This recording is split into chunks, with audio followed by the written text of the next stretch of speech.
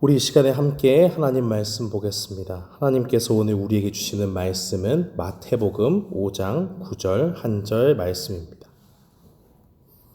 신약 성경 마태복음 5장 9절 말씀, 우리 다 찾으신 줄 알고 함께 봉독하겠습니다.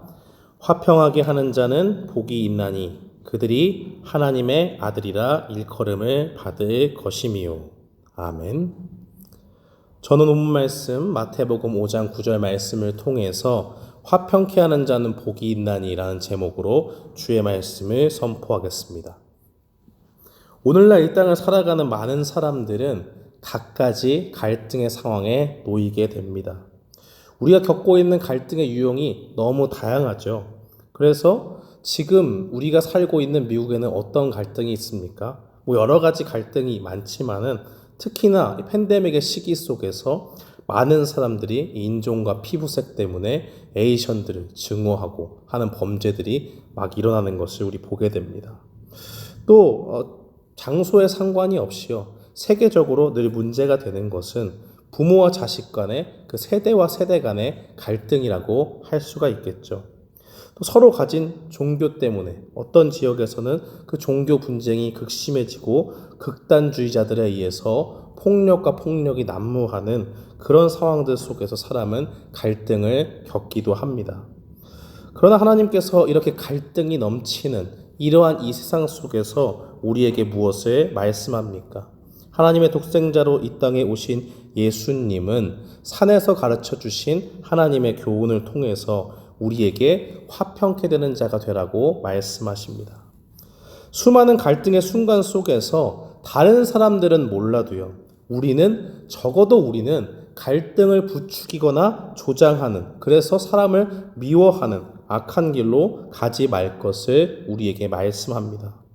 오늘 예수님께서 우리에게 주신 말씀을 보면 화평케 하는 자가 복이 있다라고 그렇게 말씀합니다. 하나님의 은혜를 입어서 하나님의 백성이 된 주님의 성도는 화평을 추구하며 사는 사람이다 라고 그렇게 말씀하시는 거예요. 이 땅에서 사는 동안 우리의 생이 길건 짧건 상관없이 우리가 어디에 있든, 교회 안에 있건 교회 밖에 있건, 믿는 사람을 만나건 믿지 않는 사람을 만나건 우리는 언제나 화평을 추구하는 하나님의 백성으로 부르심을 받았다는 겁니다. 오늘 본문에 나온 화평하게 하는 자라는 말을 보면 원문에는 두 가지 단어가 하나로 묶여서 만들어졌다고 보게 됩니다. 이 두 단어는 첫 번째는 평화라는 단어고 두 번째 단어는 만들다라는 거예요. 그러니까 우리는 이 땅 가운데 어떤 사람들입니까? 평화를 만들어가는 사람이라고 말하는 거예요. 그 사람을 피스메이커, 화평하게 하는 자라고 말합니다. 이 세상은요, 예수님을 믿는 사람에 대해서 호의적이지 않습니다. 그래서 우리가 가는 곳마다 하나님을 믿는 믿음을 내세울 때 그것에 반대하는 사람들이 늘 우리와 부딪히는 일들이 발생을 해요. 우리는 우리가 원하든 원치 않아든 믿음을 가지고 있다면 세상과 함께 갈등의 중심에 설 수밖에 없는 사람들입니다. 그래서 예수님께서 이 모든 것을 아시고 우리에게 어떤 말씀을 주셨습니까? 마태복음 10장 34절에 보면 내가 세상에 화평을 주러 온 줄로 생각하지 말라. 화평이 아니오 검을 주러 왔노라 라고 그렇게 말씀을 합니다. 아니, 지금 산상수훈에서는 팔복의 말씀 가운데 우리에게 화평하게 하는 자가 복이 있다라고 말씀하시면서 성도에게 화평을 추구하는 그러한 사람으로 우리가 부름받았다는 것을 예수님이 말씀하셨잖아요. 근데 왜 또 마태복음 10장에서 이렇게 다른 말씀을 하십니까? 예수님이 스스로 하신 말씀을 무너뜨리고 있는 것일까요? 그것이 아니라 이 세상은 하나님 외에 사랑하는 게 너무나 많이 있어요.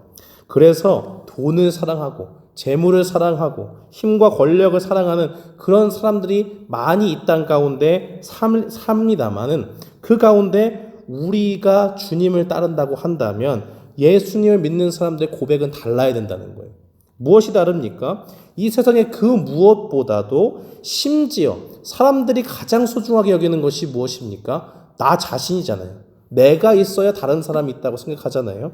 그 자기 자신보다도 우리는 누구를 더 사랑해야 되느냐? 바로 예수님만을 우리가 더욱더 사랑하는 사람으로 살아가야 된다라는 그러한 고백 가운데 이 화평을 없애러 왔다라는 말씀을 우리에게 주시는 거예요. 예수님을 사랑한다고 우리는 늘 고백하잖아요. 누구보다도요? 우리 자신보다. 우리의 원함보다, 우리의 욕심보다 주님을 더 사랑합니다라고 하는 사람이 바로 하나님의 성도입니다. 그렇기 때문에 우리가 가는 곳에서는 충돌이 일어나요. 하나님을 나보다 더 사랑하는 사람과 세상을 사랑하고 자기 자신을 더 사랑하는 사람과의 가치관의 충돌이 오는 겁니다. 한 사람이 두 주인을 섬길 수가 없듯이 이것은 예수님을 믿는 사람들에게 당연한 겁니다. 예수님을 믿기 시작했는데 예수님을 믿기 전에 행했던 모든 일들이 아무렇지가 않다. 전혀 양심에 거리낌이 없다라고 하면 문제가 있는 거죠. 왜 그렇습니까? 이전에 내가 사랑했던 나의 모습, 내가 살아왔던 방식은 하나님의 뜻과는 전혀 무관하기 때문에 그래요.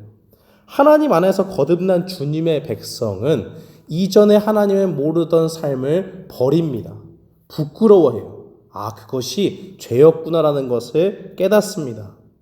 그렇기 때문에 이전과 지금의 우리의 삶은 달라야 합니다.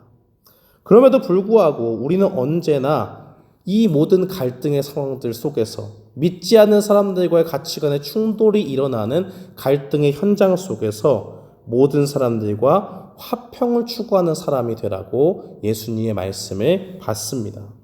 종교적으로 타협을 하고 다른 종교에도 구원이 있다라고 말하는 것이 아니라 그 사람들과 한 목소리를 낼 수는 없지요. 예수님만이 구원을 얻는 유일한 길이니까요. 그런데 하나님을 대적하는 사람들과 우리의 믿음이 당연히 충돌이 나겠지만 죄를 깨닫지 못하는 그 사람들을 보면서 불쌍히 여기신 그 예수님의 모습처럼 우리도 또한 갈등을 일으키는 그 상황들 속에서 믿음을 반대하는 그 사람들을 불쌍히 여기며 나아가야 합니다. 그렇다면 하나님께서는 우리의 믿음이 이 세상과 부딪힐 것을 아심에도 불구하고 우리를 왜 화평케 하는 자로 부르셨을까요? 그것은 바로 우리 주님이 화평케 하신 분이기 때문입니다. 골로새서 1장 20절 말씀에 보니까 사도가 이렇게 증거해요. 그의 십자가의 피로 화평을 이루사 만물 곧 땅에 있는 것들이나 하늘에 있는 것들이 그로 말미암아 자기와 화목하게 되기를 기뻐하심이라 라고 그렇게 말씀합니다. 예수님은요, 이 땅에 오셔서 우리를 위해 무슨 일을 하셨습니까? 바로 하나님이 원하시는 화평을 이루셨어요. 우리와 하나님과의 화평을 이뤘다는 겁니다. 죄로 인해서 원수되었던 우리와 하나님 사이에 화목케 하는 다리가 되신 분이 예수님이세요. 골로새서의 문맥에서 예수님을 믿기 전에 사람들의 모습을 어떻게 이야기합니까? 골로새서 1장 21절에 보니까 전에 악한 행실로 멀리 떠나 마음으로 원수가 되었던 너희를이라고 규정합니다. 우리는 누굽니까? 이전에는 하나님과 무관하게 살았던 사람이에요. 하나님의 뜻은 무시하고 살았습니다. 세상 사람들이 쫓아 사는 그대로를 쫓아 이 세대를 본받으면서 살았던 사람들입니다. 내가 내 인생의 주인이 되었고요. 하나님이라는 존재가 있는지 없는지는 무관심해요. 상관이 없습니다. 있어도 그만, 없어도 그만이에요. 이 상태가 가장 위험한 것은 어떤 이유에서 그럴까요? 사탄의 꾀임에 속아서 이 세상 사람들이 바로 그 길 가운데, 세상이 추구하는 길 가운데 지옥으로 떨어지기 때문입니다. 사탄은 어떻게든 하나님을 사람들이 모르게 만들어요. 하나님에게 무관심하게 만듭니다. 그리고 그 속에서, 이 세상 속에서 먼저 사탄에게 속은 죄인들의 삶의 모습을 모든 사람이 갖고 있는 것처럼, 그래서 거기에 참된 행복이 있는 것처럼 믿게 만듭니다. 잠깐의 쾌락과 즐거움을 하나님이 주시는 참된 행복과 영원한 기쁨으로 살짝 바꿔놓는 거예요. 아주 교묘하게 바꿉니다. 그러나 그 모든 것이 무엇입니까? 그 모든 것이 하나님은 하나님의 원수로 행한 것이라고 말합니다. 악한 행실 가운데서 자신의 욕심으로 스스로의 삶을 파괴한 죄, 바로 그것이 그들에게 있을 뿐입니다. 그러나 하나님께서는 예수님을 보내셔서 우리를 위해서 무엇을 하셨습니까? 골로새서 1장 22절 말씀해 보면 이제는 그의 육체의 죽음으로 말미암아 화목하게 하사 너희를 거룩하고 흠없고 책망할 것이 없는 자로 그 앞에 세우고자 하셨으니. 이게 하나님의 계획이에요. 이 가망 없고 사탄에게 속아서 맨날 죄 가운데 허우적대는 이 원수 같은 불쌍한 죄인들을 위해서 하나님이 예수님을 보내주셨습니다. 예수님이 우리 때문에 십자가에 못 박혀 죽게 하셨어요. 왜요? 하나님을 떠나선 죄인이 하나님의 벌을 받아야 되는데 우리 스스로 감당할 수 없기 때문에 그 모든 것을 견디고 우리를 구원의 그 은혜 가운데 이끌어 주실 예수님을 우리에게 보내주신 거예요. 예수님은 우리가 하나님을 사랑하도록 만들어주시는 통로가 되십니다. 완전한 인간이자 동시에 하나님이신 예수님께서 죄인인 우리가 예수님의 공로로 의롭다고 칭함을 받는 그 은혜를 받게 만드셨기 때문이에요. 그 은혜가 있으니까 주님 안에서 거듭난 사람은 하나님을 사랑하게 되어 있습니다. 피 흘림이 없이는 죄사함이 없다는 그 주님의 말씀 때문에 우리 대신에 예수님께서 십자가에 피 흘려 돌아가셨고 죄를 미워하시는 그 하나님의 형벌을 우리 대신에 예수님이 받으셨습니다.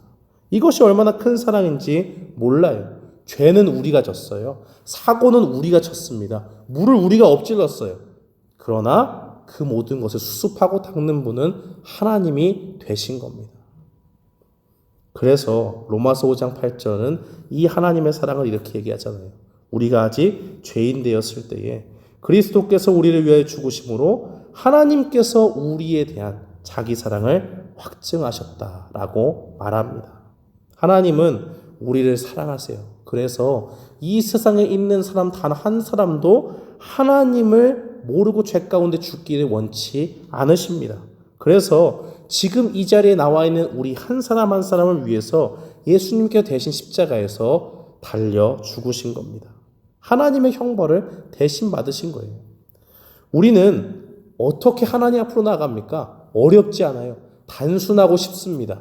예수님을 믿기만 하면 돼요. 예수님을 믿으면 우리를 하나님과 화목케 하신 그 예수님의 공로로 하나님 앞에 설 수 있는 은혜가 열리게 됩니다. 이게 얼마나 큰 기쁨이에요. 그래서 우리가 이 모든 것을 주시는 하나님의 메시지를 복음이라고 얘기하잖아요. 하나님의 기쁜 소식. 반면에 사탄은 인간에게 무엇을 가져다 줍니까? 인간에게 깨어짐과 분열만을 가져다 줍니다. 최초의 인간이었던 아담과 하와가 쫓겨난 이유가 무엇입니까? 뱀 속에 들어간 사탄이 모든 문제를 일으켰습니다. 그 결과 사람이 죄의 그 유혹에 꾀임을 받아서 죄를 짓고 타락의 결과로서 모든 불행이 시작되었죠. 살기 좋았던 에덴 동산의 모든 혜택도 잃게 되었고 그곳에 있었던 생명의 나무 열매도 더 이상 우리에게는 허락되지 않았습니다. 우리는 하나님께서 예비하신 가장 좋은 것들을 뒤로 한 채로 죽을 수밖에 없는 연약하고 불행한 존재로 전락하고 말았습니다. 하나님과 화평을 깨트린 바로 이 사탄으로 인해서 우리가 겪는 인생의 모든 고통과 괴로움이 이 땅에 오게 되었다는 거예요. 그 결과로 이 세상의 모든 사람들이 서로가 서로를 사랑해도 부족한 그 시간을 서로 간의 갈등 가운데서 서로를 미워하고 다투는 겁니다. 하나님께서는 이 모든 세상의 연약함들을 아시고 이 모든 것을 정상으로 되돌려 놓기 위해서 망가진 것보다 더 좋은 것을 우리에게 주시기 위해서 예수님을 보내주셨습니다. 그래서 그 예수님을 믿는 우리에게 사탄의 모습을 쫓아 사는 저 세상의 사람들과 같이 갈등 속에서 서로 치고받고 하지 말고 예수님을 닮아가라는 거예요. 우리에게 화평을 보여주신 주님을 닮아가는 존재로 우리가 부름받았음을 알고 화평케 하는 자, 피스메이커로 살라고 말씀하십니다. 그렇다면 예수님께서 화평하게 하는 자들을 하나님의 아들이라 일컬음받게 하셨다라는 말은 무엇입니까? 하나님께서 천국 백성들에게 주님을 닮아가도록 우리 가운데 거룩한 열망을 주시는 거예요. 그래서 이 땅에 사는 모습을 보면 우리가 다른 사람과 똑같이 사는 것 같아도 갈등의 순간에서 무엇을 추구합니까? 화평케 하신 주님을 추구하며 나아가는 거예요. 닮아가며 나는 거예요. 아, 주님이 죄인인 나도 하나님 앞에 데려갈 때 화평케 하셨지. 그러니까 나도 이 세상 가운데 화평을 만들어내는 사람으로 살고 싶다라는 열망을 우리에게 주는 겁니다. 우리가 하나님의 안에 속한 사람으로서 화평을 추구하는 그 모습 가운데 이 땅 가운데 하나님의 그 모습이 드러난다는 거예요. 하나님의 아들의 모습, 그러한 모습이 드러납니다. 이 말씀을 듣는 우리는 그렇다면 이 땅 가운데 어떻게 살아야 됩니까? 화평의 본을 보여주신 주님을 닮아가는 삶으로 나아가야 돼요. 아, 하나님이 다 이루셨으니까 나는 그냥 가만히 있으면 되겠다. 그러면 넘어집니다. 자꾸 하나님을 까먹어요. 그렇지만 우리 주님이 우리를 위해서 행하신 일들을 가만히 묵상하고 주님의 그 십자가의 사랑을 묵상하다 보면 우리의 삶이 점점 화평을 추구하는 모습으로 나아갑니다. 우리는 우리의 결단이 얼마나 연약한지 알고 있습니다. 우리가 이렇게 살겠습니다라고 결단해도 우리는 금세 넘어지고 말 겁니다. 결단이 우리를 하나님의 사람으로 만들지 못해요. 그렇지만 우리에게 화목케 하실 그 주님의 능력이 하늘로부터 우리에게 주어진다는 것을 믿고 그것을 믿고 우리가 주님을 닮아가고 싶다. 하나님을 닮아가고 싶다라는 그 열망 가운데 주님이 힘주시길 바라며 나아간다면 주님이 우리를 그렇게 만들어 가실 줄 믿습니다. 내가 결단하고 된다고 해서 되는 것이 아니라 주님의 은혜가 필요해요. 그런데 우리가 화평을 조차 살아가려고 할 때 우리에게 가장 큰 짐과 걸림이 되는 것이 있습니다. 그것은 바로 자기 희생이에요. 내가 손해보는 겁니다. 다른 사람들과 다른 사람들이 갈등하면요, 옆에 있는 사람은 별로 관심이 없어요. 왜요? 저 사람 둘이 치고받는데 내가 무슨 상관인가? 내가 당장 손해보는 게 없어서 그런 겁니다. 나와 다른 사람이 갈등의 관계 속에서 있을 때 우리 내면을 잘 살펴보세요. 내가 조금이라도 손해보는 것이 있다? 내가 희생해야 될 것이 있다? 아까운 마음이 들고요. 아니, 내가 뭐가 아쉬워서 내가 저 사람한테 이렇게 아쉬운 소리를 하고 내가 내 수를 낮추고 어떻게 이렇게 할 수가 있는가라는 생각이 내 속에 확 드러나는 것을 느낄 수가 있어요. 갈등의 상황이 우리에게 주어질 때 우리는 자기의 희생과 우리가 손해보는 것을 잘 못 견딘다는 거예요. 예수님께서 이 땅에 오셨을 때 죄인들을 위해서 무엇을 버리고 오셨습니까? 빌립보서 2장 6절 말씀은 증거하기를 그는 근본 하나님의 본체시나 하나님과 동등됨을 취할 것으로 여기지 아니하셨다라고 말씀합니다. 하나님은 우리를 용서하기 위해서 자신이 하나님으로서 받아야 할 그 영광을 버리신 거예요.